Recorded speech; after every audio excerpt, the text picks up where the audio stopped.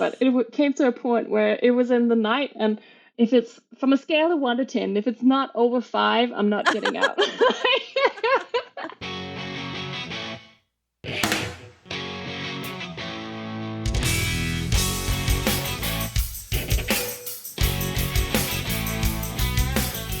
In this episode of Wild Women in Photography, join me, Brie Stockwell, as I chat with Stine Jorgensen, co-founder of Vallerret Photography Gloves. She's a winter photography enthusiast based in beautiful Norway. While she's not a professional photographer, she does make a living from the photography industry by creating functional gear for outdoor photographers. In my opinion, this makes her a wild woman at heart. Now, on to the episode with wild woman Stine Jorgensen. Let's go.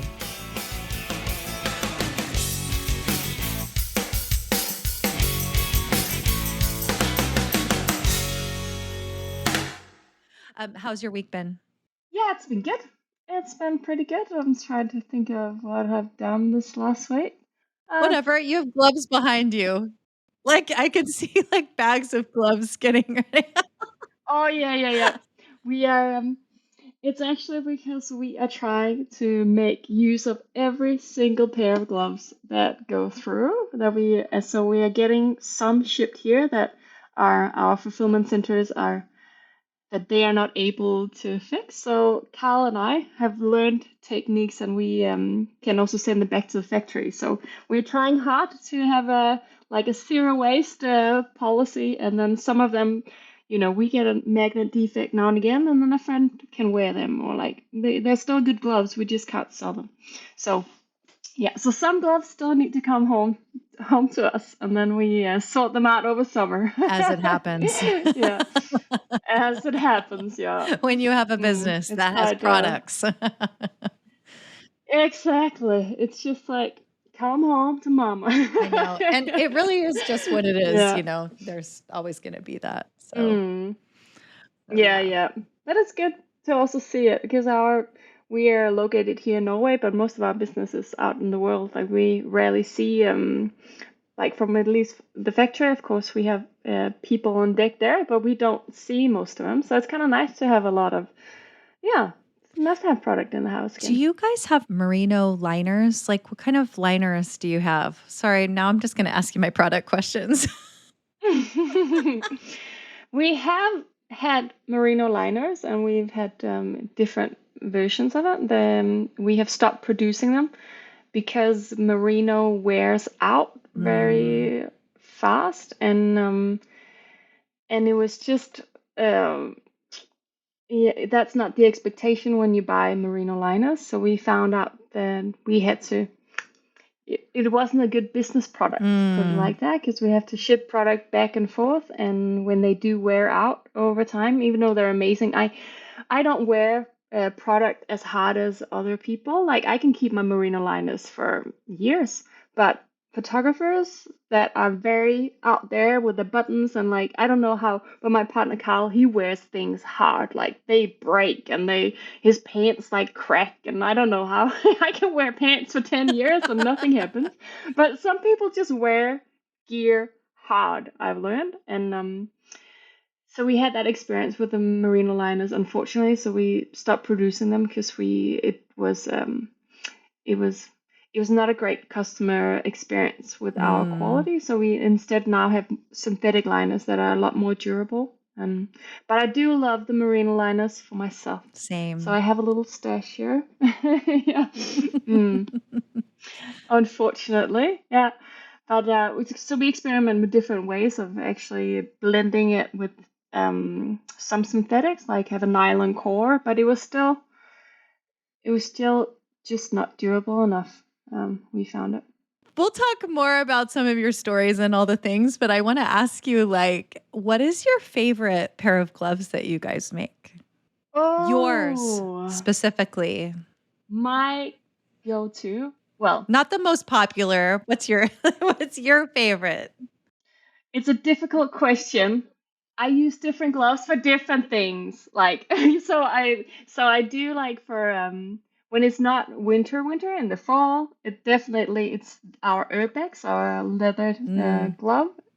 But when it's winter, when it's really winter, I really like our headset, like the yellow natural tan headset gloves. That's a full leather as well. It's just so soft and inside and out, and I like the look of it, like the feel of it, and just that tanned leather is so nice. So that is my go-to for winter and for like snow. Yeah, they're winter. waterproof. Leather is like a natural waterproofing, but there's no Gore-Tex lining, if that's what you're thinking. Like no. I'm just wondering, like, do they have they must have some kind of protectant on the leather, yes? Yeah, they do have a protected coating. But leather is amazing just on its own, actually, to keep away water. It's the stitches that are, of course, more. Yeah, it's not really an issue unless you have your your hands like deep in the snow all the time. Like I don't mind it to be, or unless it's very wet when it's like wet snow or kind of sleeting. But that is my favorite at the minute. But yeah, every year there's a new pair of gloves out, and then they become my new favorites because it's been like a couple of years in the making, and you're like, yeah, now I love these guys. But we have a good personal stash, a good selection of different gloves, and we also have, of course, we test out different concepts. So there's a lot of gloves just that only make it to the sample stage that we are like, this was cool, but we got feedback that it wasn't very, that other people didn't like it, or so yeah, we're well equipped when it comes to gloves and but winter gear in general. Well, this is so fun to chat with you. And this is a different kind of a podcast because you are a photographer. You're like, I'm not really a photographer, but I'm just going to tell you that you are a photographer. And like, if you like, do you own a camera? I do own several cameras. If you own several, you're definitely a photographer. Maybe you still own them so you can go out and test your product, right? Well, that's it's not actually how it started, but like, yeah, that's why it's mostly Carl, my partner. He owns many cameras, and that's how we justify the next upgrade. See? Like, because we need it Right. for the product shots, Yeah. Absolutely. You can't outdate your gear. Right, exactly. Well, I know how this kind of started, that you were working as sled dog tour guides in the Arctic, but here's what I really want to know. First, I want you to tell us about that, right? So how Vallerret got started. But like, how did you get started as a sled dog guide? How did you get to that point? And then tell us that and then go from there. Well, where do you begin that story? I guess we can I mean, you don't wake up one day and go, like, I'm not sitting here at my house going, one day I'm going to be a sled dog guide. You know what I'm saying? Yeah, no. I think it was like when I met my partner Carl. We when we first started dating, we were both quite adventurous people. So we finished our uni degrees and we started like living out our dreams. So I had a dream of going and hiking in Nepal, and then I had a dream about living in Scotland. So we did that, and then Carl had a dream about like looking after huskies and so when we lived in Scotland for a while, we sent some emails around to Alaskan husky farms and thought, why not try that for a bit? We both love winter, and I'd never owned a dog in my life. I was kind of scared of dogs actually, and we ended up getting kind of like a stay and work relationship with a New Zealand husky farm owner in Alaska. So we went there for 3 months, and it turned out that they were racing the Iditarod, I don't know if you're familiar with it, but it's the longest sled dog race in the world, and it's really a sport up there. So we got really into it. Like we got over there, never been with huskies before, and 3 weeks after we were running each a dog team and up and down the Talkeetna River, and we treated it it was a great experience. It was amazing, and the Northern Lights, and that whole Arctic experience. It was very fascinating. It was just an awesome adventure. I learned so much about dogs, and we really got into the sport of racing with dogs and building relationships with your dogs, because that's what it's all about. It's the dogs that are the athletes, and if you build strong relationships with the dogs, they will take you anywhere. It was literally like a lot of times we were mushing dogs down the river and we couldn't see anything. Like it was the frozen river, of course, but we couldn't see anything, so we just counted on our lead dogs to take us home, and like the trails were away. So when you have those, when the lead dogs they place a lot of trust in you, but you also have to place a lot of trust in them. So just that whole universe, it's very fascinating when you get into it. So that after 3 months in Alaska, we came home to Denmark, where I had an apartment. And after a little work, like I was trying to get a job, and it didn't really work out. The interviews, I had maybe a few months where I was keep going to interviews, and then it kind of fell through, and I didn't like find that perfect job. And we're just like, should we just do another season as with the dog? So we started just emailing around just to see what was out there, and then we got in touch with Kiruna dog sled tours, or sled dog tours, up in the Arctic of Sweden. And with our experience, now we are already experienced the dog mushers, right? And we had trained dogs for the Iditarod and all that. So all of a sudden, we were like an experienced asset to have. So we emailed around and just decided to commit for a winter up in Kiruna in Sweden. So we did that, and that was a different setup. That was more like a tourist. Well, the way they operated was that he was also an Iditarod racer, but he made he made a living out of taking tourists for smaller trips around, which was also a very nice way to work, actually, and keep doing these amazing little tours where you go and cook tea in a tent with the dogs, and you see the northern lights and all that, and snowmobiles and that whole Arctic adventure. And then our friend Lucas came to see us, and he's a photographer and a videographer, now filmmaker. Um, he we were at that time in our life where we had traveled a lot of different places and loved exploring new places, and we were kind of thinking, can we, instead of having to like hustle for jobs and all that, we started to listen to a lot of podcasts about creating or starting location independent businesses. And so we were just in that mindset of what could we actually make happen? What could we do? And then Lucas came up with his camera and these very thin gloves, and he was just freezing. And we also had we had the experience very often taking our guests out to photograph the northern lights, and we had it ourselves as well. Like, you really struggle to keep your hands warm at the same time as you're taking photos out there. And so we saw that problem. We saw Lucas trying to find a solution that wasn't actually a good solution, and we're like, maybe there's something there. My partner Carl he's a designer from an educated designer, and I have a marketing background. So we're just like, oh yeah, maybe that could be something. And then we just kind of left there for a while, and we finished our dog sledding adventure up there.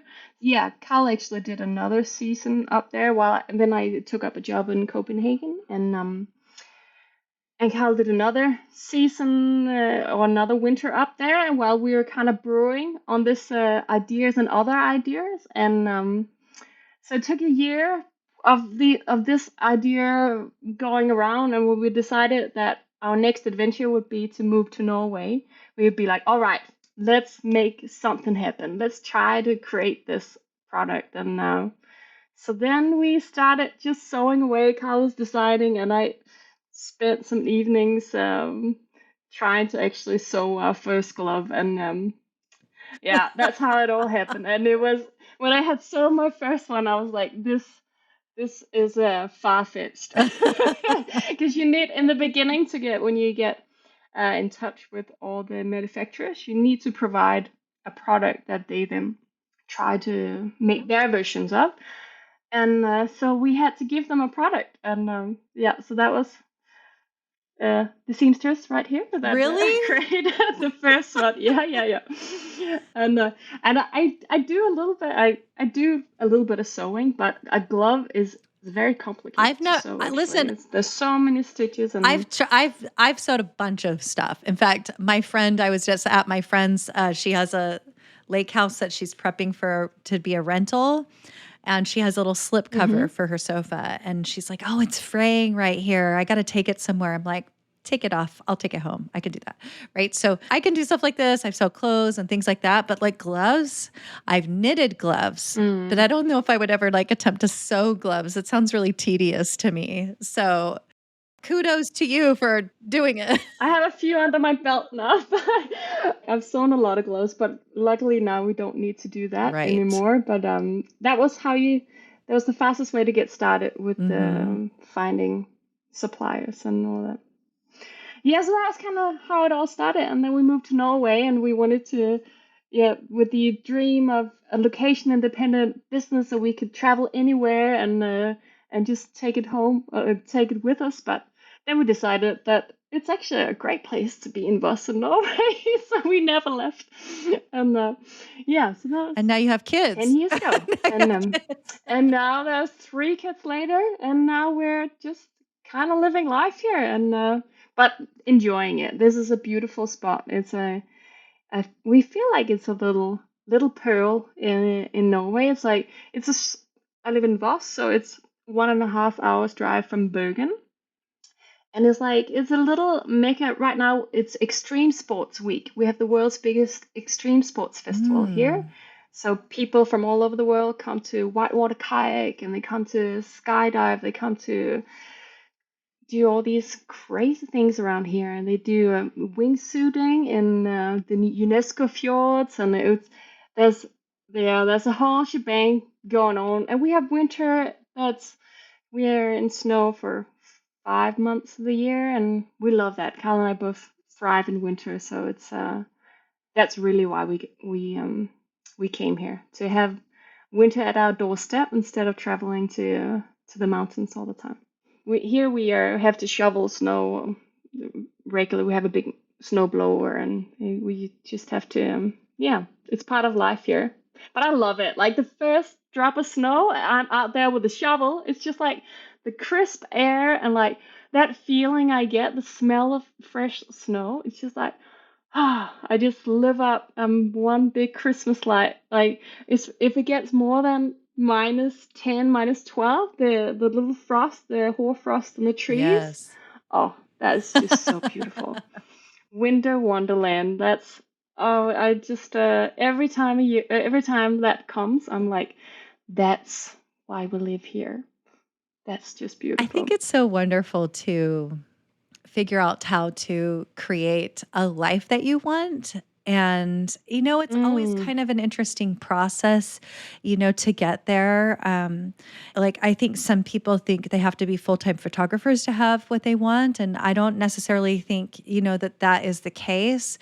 But I think it's really great to know um, how you want to feel, the environment you want to live in. And you guys can't see her, Hmm. but Stina, when you're talking, your whole body is like alive thinking about winter. And I am like going, "Oh, snow." Ooh. Yes, because I am the complete opposite of you. So, Yeah.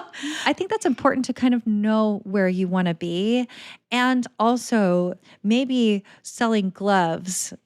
Maybe you enjoy it because it affords you to live in a certain place, right? But, like, I don't think anyone wakes up and goes, "I absolutely wanna sell gloves for a living." But, No.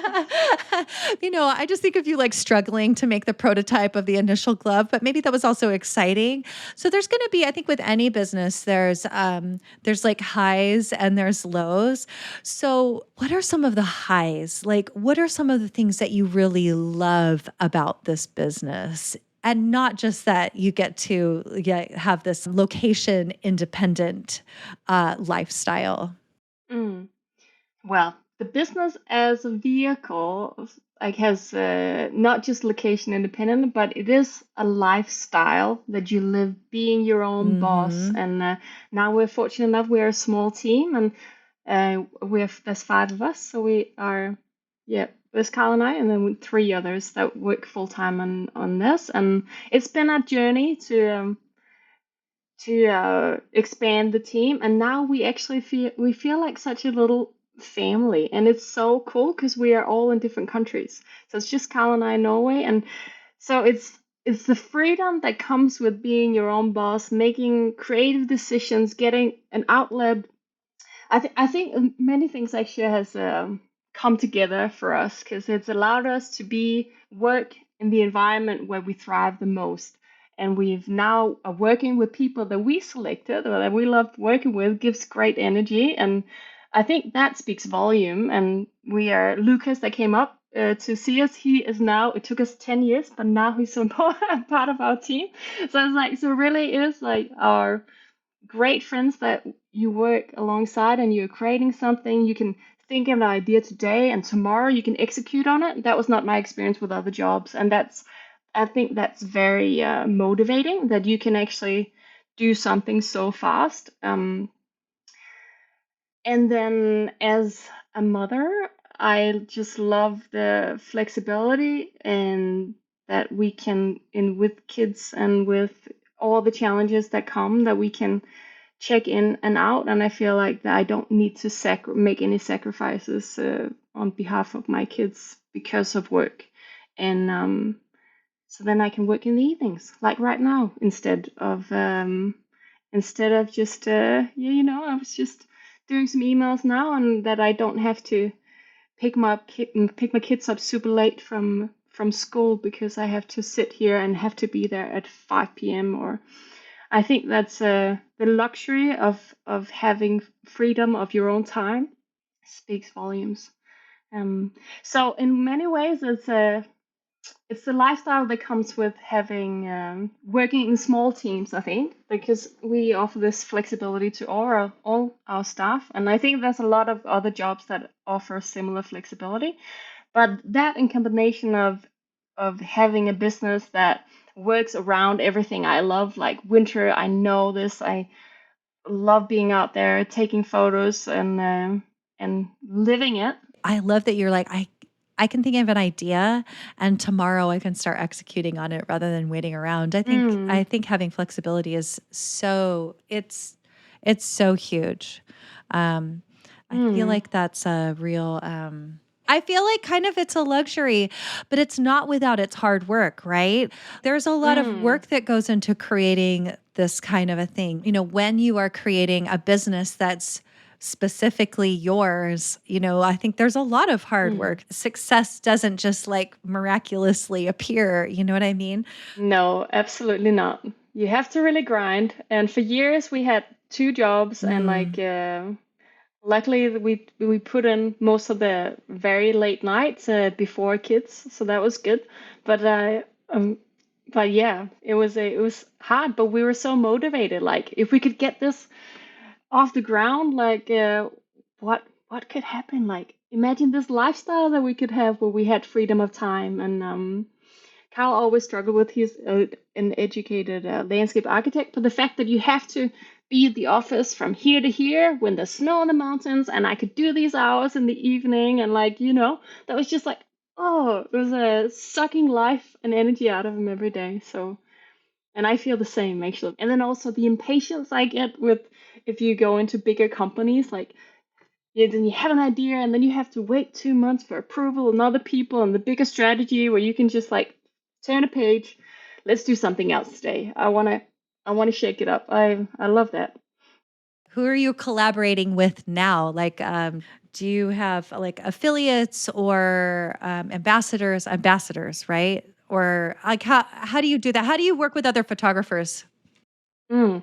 Well, mostly we've been very lucky that most people actually get in touch with us first, and so we get a wide range of different collab requests, and most people that get in touch are I micro influencers going for a trip somewhere and looking for some gear. And a lot of our customers are going to Iceland, Antarctica, Lofoten, Svalbard, like a lot of the Nordic. They're looking to gear up, so they're looking for gear for a trip. And then we, of course, we have to assess the opportunity, but like for most part, like we work with a lot of different people, and we send a lot of gloves out in the world. So don't hesitate to get in touch with if you have a project where we most likely will support it. But really, we do because we find value in connecting with a lot of different types of photographers. As long as the product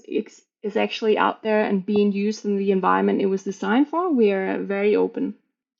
So that's how most things get rolling, and then we develop a relationship from there. So we send out product in the world, we get some feedback, and it's often the people who really like the gloves that we then continue the either collaborations with, or are asking if they want to become an ambassador, or vice versa. Some people ask if they can become our ambassadors. So over the years, we have selected some ambassadors that are ongoing relationships, and we have 10 years of these relationships going. So some of them are very friendly now. Like we have Joe Lodge in the States that we often talk product development with, for instance, and there's different. It's all we do have different categories, but then as with the relationship, things get fluent, and we work outside the standard contracts all the time. Like it's often how it works. So we do a lot of product in exchange for a shout out on social or a blog post or YouTube. So yeah, so that's how most of our collaborations go. And then of course there are others where we are more proactive and like, hey, we see that you could be using our products, and are proactively asking them to connect with us and see if they like our products. Maybe we could, yeah, work out something in the future. So it's been a little minute.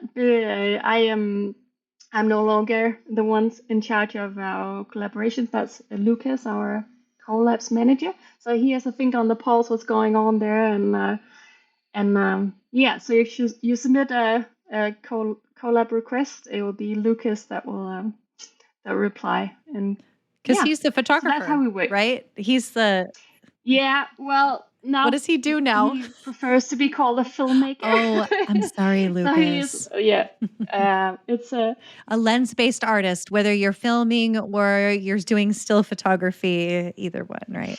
He's a very gifted filmmaker. He's before he started working for us, he had some award-winning documentaries and all that. But we pulled him back in because he also loved. He's a great friend, but we also he also loves the freedom of his own time, and I think he could really see value in that. So yeah, let's hope we can keep him for a bit longer. Exactly. That's what we're hoping. So, do you ever get out with your camera, or are you hanging out with your kids and shipping product? I do. Mostly, we had just had a session with where Carl and I and Lucas got together. That was for next year's product, so we went out and did a little photo shoot. But I'm not that often behind the camera anymore. I have seen that in our team, I'm not the one with the best skills, so it's not that often that I get out when it's not just for myself. When I bring a camera on holidays or on special trips. So it's honestly a rare occasion. The one I do the phone camera a lot more these days. It's still a camera, by the way. The phone camera is the still best camera is the one you have on That's you. right. Yeah, and it might not freeze up on you. It's interesting that you said that, because I just had this like little glimpse of back. Because I mentioned I have 4 kids, and I always wanted to I always say do photography, but really I wanted to be a photographer. And I studied music at university. And what I wish I would have done is study music as my major and then I wish I would have done a minor in photography and also studied that at the same time, because I feel like working creatively, doing different genres, you still can have a similar creative process. And the more I work as a photographer, the more I know that those things all overlap, right? But when I started having my kids, because I was very young, I was 20, almost 21 when I had my daughter, she's 28 Oh now. gosh. And in 2.5 weeks, by the time this podcast comes out, I will be a grandma. I know. Can you imagine your kids being old enough to have their own? It's kind of nutty. But why I say all that is because I remember wanting to pick up my camera more, or not thinking, I wasn't necessarily longing for it, but with all of the different things that I was already doing, I just felt like that wasn't my time. Like it wasn't my time quite yet. And I didn't necessarily feel like I had time to devote to hard learning of it. I'm definitely not saying this is for you, but I remember thinking, you know what? It's not my time right now to really explore it. Like I'm going to take a camera or something with me on vacation. I'm going to use it sometimes, but that's not going to be primarily the thing that I do. Or when I have free time or like available time, that's not going to be the thing that fills my time. And I think a lot of women in particular can relate to this because sometimes it's just not the time. And so then we take time as we can. Like I would take the time as I could to do photography, but it wasn't like the overarching theme in my life, if that makes sense. And so I think that's okay to be like, yeah, I'm doing this business, or I'm, raising my kids. I have all these other things which are also very fulfilling, and it's just not the time. It's not the thing I do right now. Mm. Yeah, I can relate to that. Like every single maternity leave, I've been like, camera out. All right, I'm gonna take photos every single day now.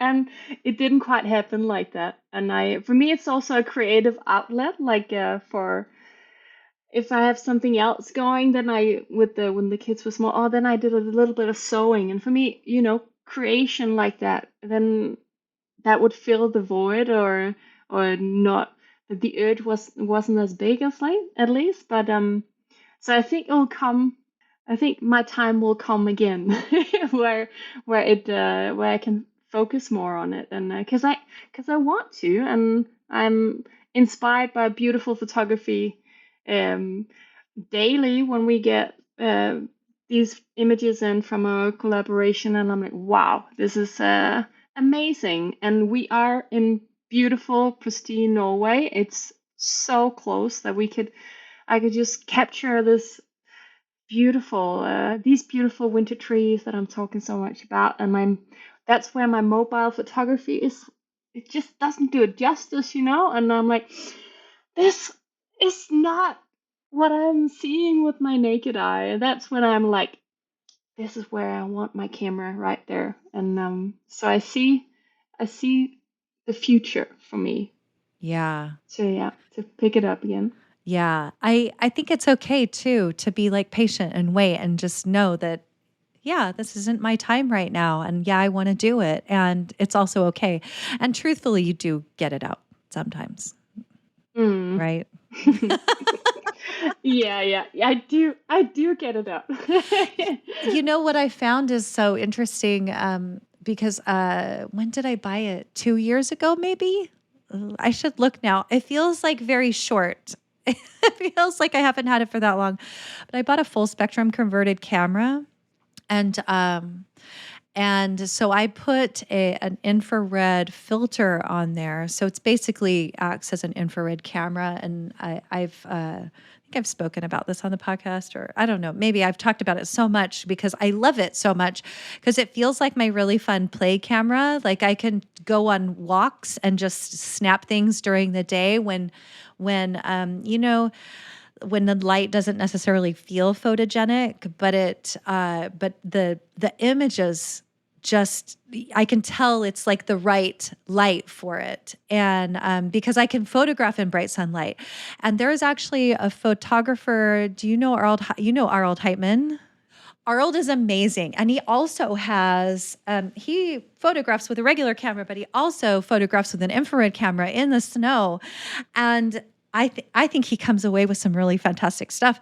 So I guess what I'm telling you is maybe just invest in one of like a conversion, which doesn't have to be expensive. And then you can just carry it around with you and photograph when you're on a walk. It doesn't have to feel like I don't know. That's what I use when I'm on a walk with my family. I'm just like, okay, I'm just going to snap this really quick and keep going. Anyway, he does a lot of work in infrared, and I think his photography is really beautiful. So I haven't mentioned a lot of men on this podcast, but I will mention him. Yeah, I'm looking at his website right now. His book is really well done, and he's got a little behind the scenes booklet in there too. He talks about getting frostbite, like he has like permanent frostbite, and like so anyway. Sadly, I towed it around. I take it with me to like workshops or when I'm meeting up with people, and we all love this one. So shout out to Arnold. Oh yeah, yeah. If you haven't checked out his stuff, it's amazing.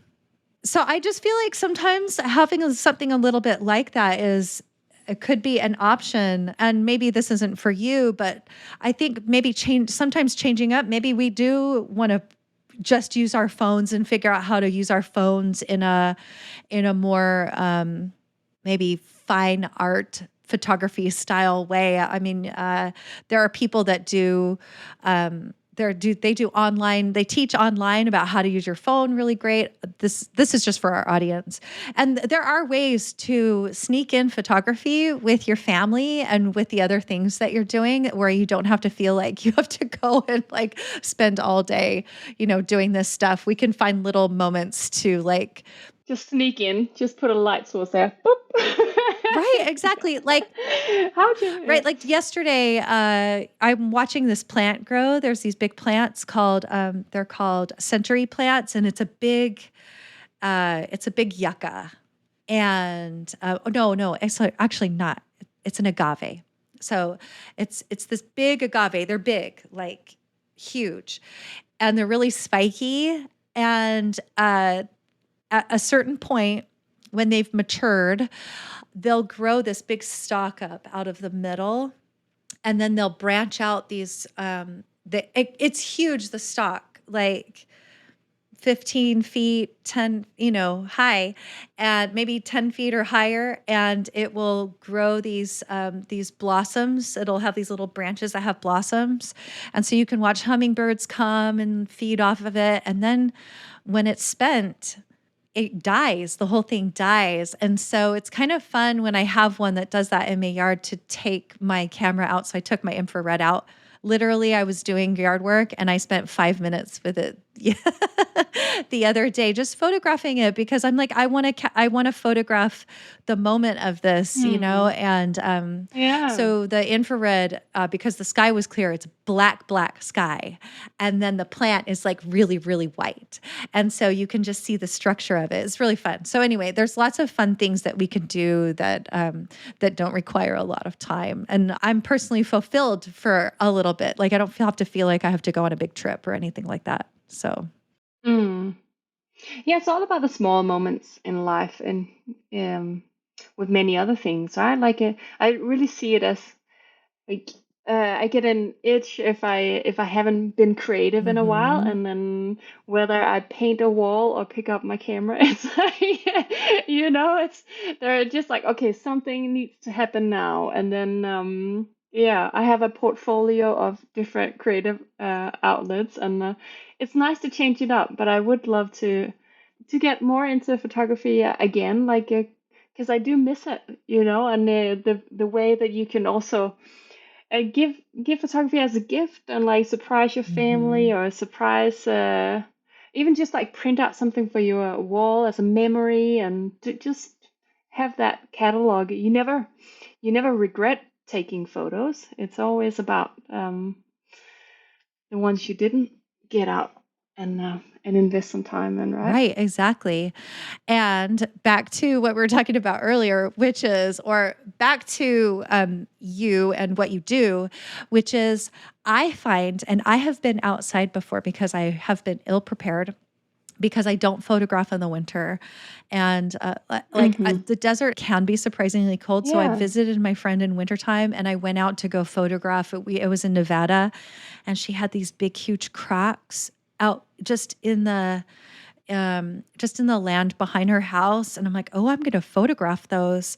And so I went out, I had my coat, and I think I had just liners is all I had with me. And I had to go back in. And the light was still beautiful Yeah. because I was too cold. Right. And so, That's exactly it. You nailed it. It's that is the exact issue that you actually cut yourself short. You wanted to be out there for longer, but you didn't because you felt uncomfortable and it was just the barrier was too big.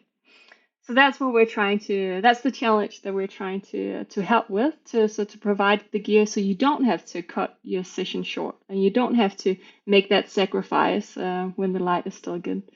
So yeah, so I'm happy you have experienced our challenge, our problem with the cold weather photography. now I have a bunch of different kind of gloves and I do have a pair of Mm. Vallerets. Do you still make the women's ones? I have a pair of the women's ones. No, yeah, because we're bringing them back in an updated version. Ooh, will you tell us about those? Yeah, well, they are still in the drawing state. Like they have yet to be. So I won't make any like date promises, but they're coming back. I have requested for them to come back with the design team, so they're coming back. But as with women photography in general, the challenge was that they didn't sell so well because in proportion to other models that are more unisex or so that was the whole yeah, there are just in comparison there are a lot more men out there taking photos and that is maybe even more represented in our target group where at least that's in our experience. When you think about how many women get in touch for collaborations versus men, it's almost, it's like I want to say 95 to 5%, like 5% women out of 100 people. So it is very slim, but we're bringing them back anyways. I made a stronger, so I really wanna, because it does make a difference that they have that extra snugness around. And so what we've done for a while is to bring out slim models of our main selling gloves, the Marker Pro, and to make that more suitable for female hands because it's easier in terms of production, and then it fits on the line. And we didn't want to necessarily make that one that is the only glove for women, like so we try to go that way, but I think it is easier for women to choose the right gloves if it does have that label on it. So we're trying different things, and now we're probably going back to where we started with So maybe next year. maybe next year, or who knows, or the year after. That is always my problem is if I buy a pair of like unisex gloves, they're like baggy and they can get in the way, right? Mm. I think it depends also on what kind of gloves you get. Like, because I find I wear all of our gloves, but I find when you go the really big gloves, then it doesn't matter so much because it's big gloves. But when you go for the thinner models, I think that really makes a big difference. And our Urbex model, for instance, it has to be quite snug. And to feel good. Where the bigger models, the mid, for instance, we have where you zip it open, it doesn't make a huge difference that there's a bit more room for many of the female hands here. So it does depend like that. And there was one more. Yeah, staying warm. It's with every other thing is it's all about layering, and that's one thing I really learned once I started exploring more in winter, that you have to layer with your clothing, and it's not enough to just wear one big jacket and one big jersey or something. You gotta layer your body up so you have a merino thermal underneath, and then a mid layer, and then your jacket, and then you can always lose a layer if you get too hot. Because if you only have like two big bulky layers, you'll get too warm, then you get sweaty, then you get cold, and it's not very adaptable. And that's the same with the gloves. So a liner first and then a thick glove will get you very far. And then we even have an over mitt to go over the gloves. So there is like a 3-layer system to the gloves as well if you're going into the Arctic. But I'm not sure if you had that experience. No, I haven't. But I would absolutely do it. But I would just need all the gear, you know.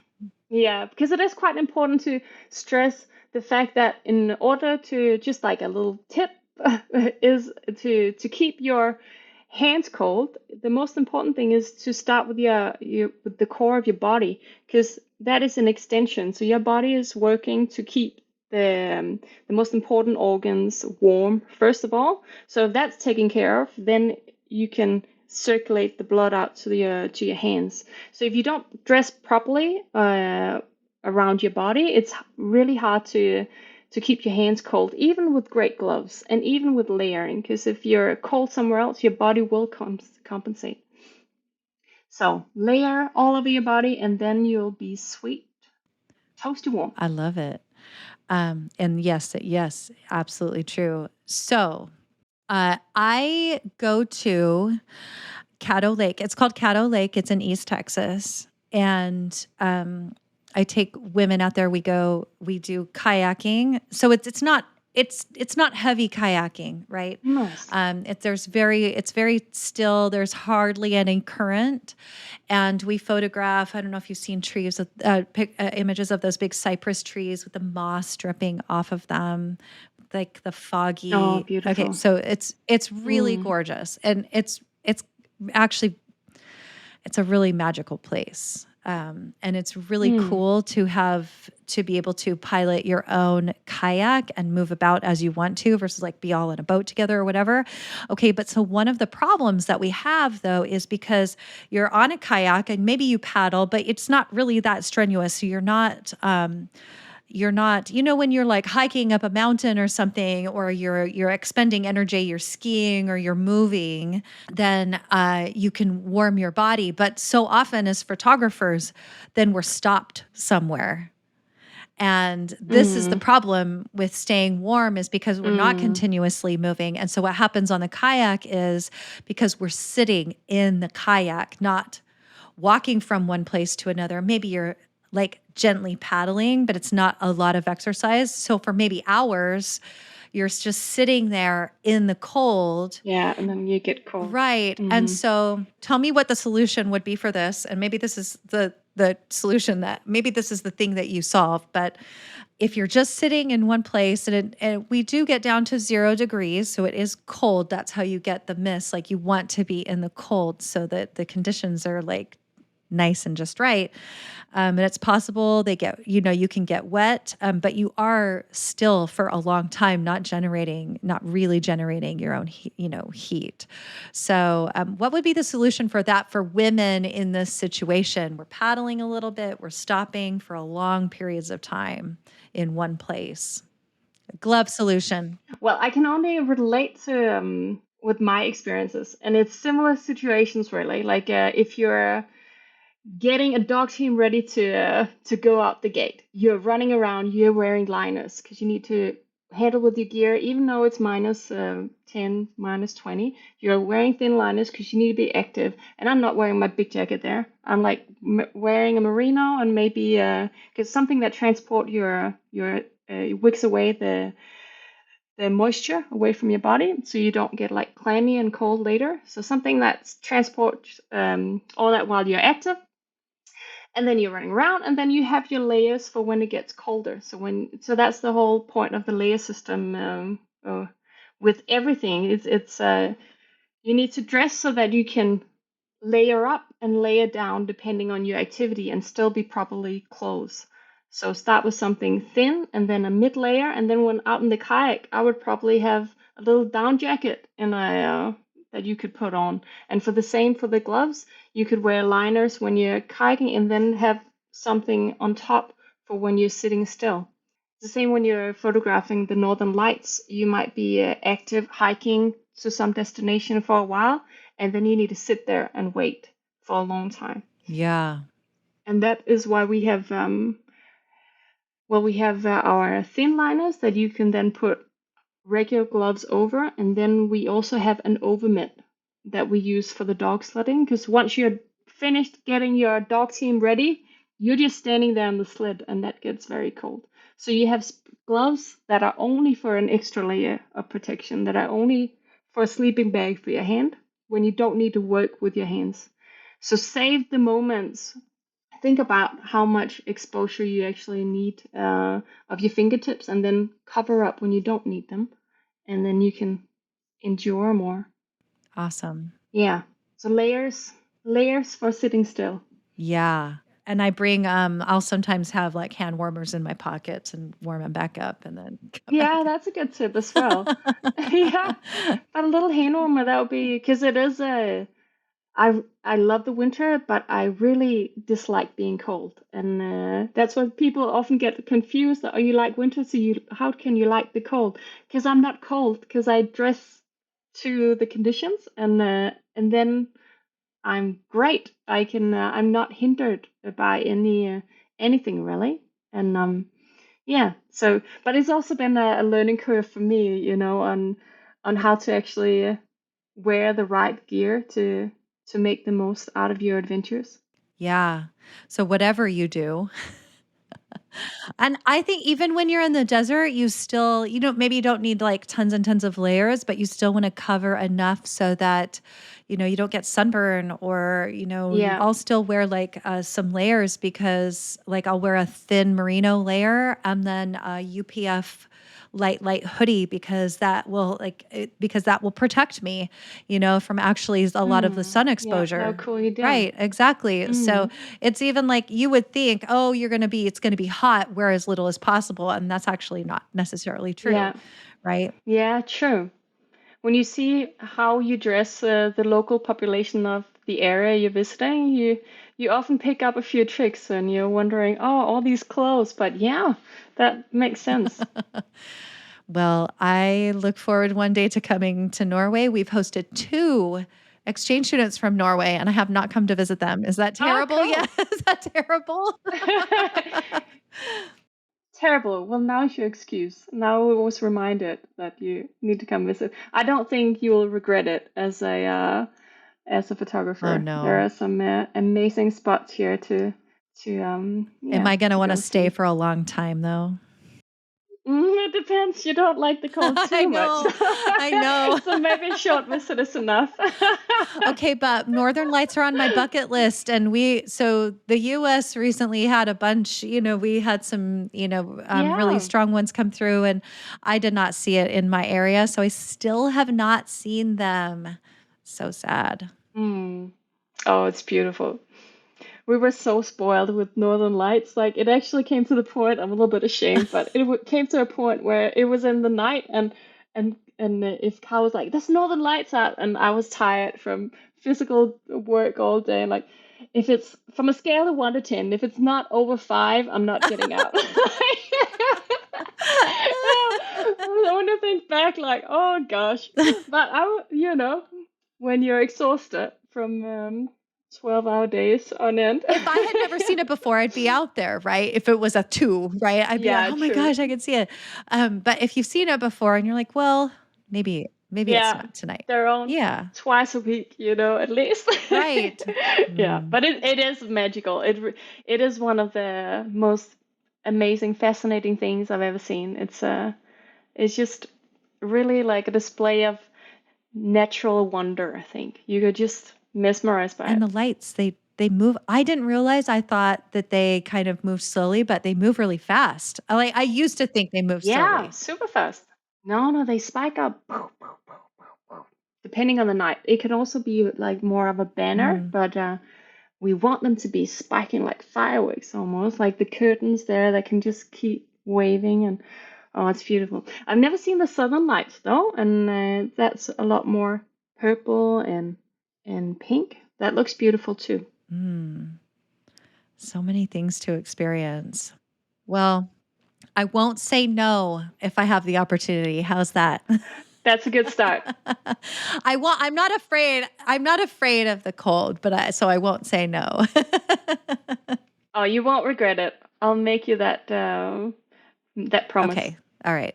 Yes. I absolutely believe you. And I know some people out there, they're like, she's crazy that she doesn't love cold. I just don't. But I'm a Yeah, California girl at heart. So it's important to know where we love to go and then also try new things, but have the gear yeah, to be comfortable when we go try the things. Cause I actually want to love it. I actually want to love my yeah. experience when I go try something new, not be like, oh, I was ill prepared. And so now I hated it, Mm. Yeah, that's a good idea to just do some homework before entering a new environment and then off you go on adventure. Yeah, that's right. Well, is there anything that you want to tell my audience before we go? Ah, well, I hope I've inspired some of you to go out and shoot the beautiful, magical winter. And if you need some gear, check out photographygloves.com, of course. And yeah, I wish you all the best. And I hope to see more women in photography out there in general. And please hit us up if you're doing any collaboration or like if you're doing any exciting projects. I'm sure we'd be happy to support it. So send us an email. Awesome. That is a great invite. I hope some of y'all Yeah. take her up on that. Yeah, Yeah, that'd be we need amazing. more women out there. Right. I agree. Yeah. I agree. Or at least more women that, um, listen, more women that speak up and ask for it. So I know that y'all are out there. Mm. Let's speak up and ask for it and maybe try something new. If you are thinking that there's something that you want to do and that you want to try and you're looking for some support and you need gloves or you need whatever it is, email me. Email Stine. We'll put, or you can contact Vallerret. So, all right, we'll put that all in the notes. Sound good? Great. Awesome. Sounds good. Awesome. Well, thanks for having me, Brie. It's been nice chatting to you and hearing about your adventures. And yeah, look forward to seeing where it takes you next. Yeah, same. We'll see. Maybe somewhere cold. I'll let you know. Yep. All right, everyone. Thank you, Stine, again for joining me. It was really fun. And I know more. I actually really loved hearing about the backstory of this. And so I've been really impressed with how you guys started. And I hope you guys are successful for a long time because we need gloves. Thank you. You too. All right. Thanks, everyone. We will see you next time. Bye. Come with me on my next adventure. Be a wild woman and join me on one of my small group photography escapes in places like the cypress swamps of East Texas or White Sands, New Mexico. Go to wildwomanphotography.com for all the details. While you're there, you can check out featured wild women, episode transcripts, and more. Oh, and I'd love for you to support this podcast and all these incredible wild women in photography by leaving a review or sharing with a friend. Thank you so much for listening.